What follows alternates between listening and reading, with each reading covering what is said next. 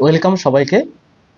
প্রথম পর্যায়ক্রমিক মূল্যায়ন 2026 সিসিই-এসএস সেট এর চতুর্থ শ্রেণীর বাংলা সেট নিয়ে হাজির হলাম।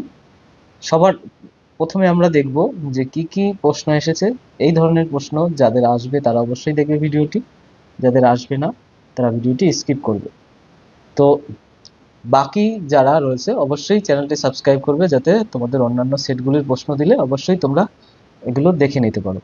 প্রথমে রয়েছে সবার আমি ছাত্র কবিতার প্রথম 4টি লাইন মুখস্থ লেখো। তো সবার আমি ছাত্র সুনির্মল বসু, সেই কবিতাটি প্রথম 4 লাইন তোমরা এখানে লিখবে। অবশ্যই কাটাকুটি করবে না এবং বানান ঠিকঠাক রাখবে। তোমাদের সবারই এই কবিতাটা খুব প্রিয় এবং মুখস্থ হয়ে যাবে আশা করি। লিখে নেবে। চলে আসবে শব্দার্থ লেখো। মন্ত্রণা এর শব্দার্থ লিখবে। পাঠশালা, খটকা, বিপুল, এই 4টের শব্দার্থ মানে অর্থাৎ অর্থ লেখো যেটা রয়েছে তোমাদের প্রতিটা গল্পের পেছনে দেখবা হলুদ বাক্স করে একটা করে অর্থ লেখো থাকবে, হলুদ কিংবা অরেঞ্জ কালারের বাক্সে থাকে, সেখান থেকে তোমরা লিখে নেবে। বর্ণ বিশ্লেষণ করো। অভাব এবং ক্রমাগত। বর্ণ বিশ্লেষণ তোমরা জানো কিভাবে করতে হয়, সেভাবে তোমরা বর্ণ বিশ্লেষণ করবে, ক্লাস 3তেও শিখেছিলে। চলে আসবে বাক্য রচনা করতে। বাক্য রচনা শিক্ষা, শিক্ষা দিয়ে বাক্য রচনা করতে যে কোনো একটা লাইন লিখবে শিক্ষা দিয়ে। যেরকম ধরো শিক্ষা আমাদের আহ, অনেক উন্নতির সাহায্য করে, বা আমরা স্কুলে যাই শিক্ষা নিতে, এরকম করে কিছু শিক্ষা দিয়ে যা খুশি লিখবে।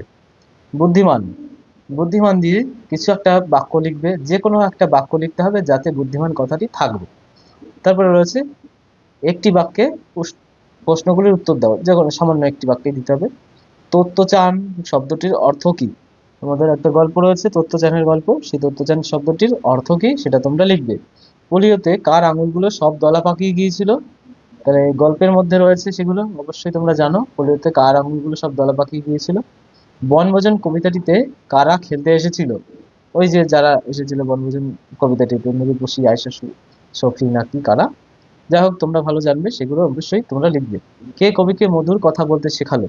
এটা প্রশ্নটা হলো আহ সবার আমি ছাত্র যে কবিতা, সেই কবিতার মধুর কথা বলতে কে শেখালো সেটা তোমরা লিখবে। প্রেমেন্দ্র মিত্রের সৃষ্ট একটি বিখ্যাত চরিত্রের নাম লেখো। তোমরা প্রেমেন্দ্র মিত্রের কোন একটা গল্প তোমাদের বইতে পেয়েছো এবং সেখানে কবি পরিচিতিতে প্রেমেন্দ্র মিত্রের সৃষ্ট আরেকটি বিখ্যাত চরিত্রের নাম রয়েছে, সেটা লিখবে। লুসাই পাহাড়ের বিস্তার কতখানি জায়গা নিয়ে, তাও লিখবে। গল্পে রয়েছে লুসাই পাহাড়ের বিস্তার কতখানি, সেটা লিখে দেবে। চলে আসবো আমাদের বড় প্রশ্ন, যেখানে এক একটা প্রশ্নের জন্য 2 নম্বর দেওয়া হবে, সেক্ষেত্রে উত্তরও অনেক বড় হবে। পাকোয়া নদীর বর্ণনা দাও। কোনো এক গল্পে তোমাদের রয়েছে না পাকোয়া নদীর কথা, সেই পাকোয়া নদী কেমন, সেই পাকোয়া নদীর বর্ণনা তোমাদের দিতে হবে। চলে আসবো আমাদের পরের প্রশ্ন, ব্যঞ্জন ধ্বনি কাকে বলে? উদাহরণ দাও। ধ্বনি 2 প্রকারের, স্বরধ্বনি এবং ব্যঞ্জন ধ্বনি। তো ব্যঞ্জন ধ্বনির সংজ্ঞা তোমরা জানো, লিখবে এবং কয়েকটা উদাহরণ দেবে। প্রশ্ন এই পর্যন্তই। 20 নম্বরের পরীক্ষা হবে।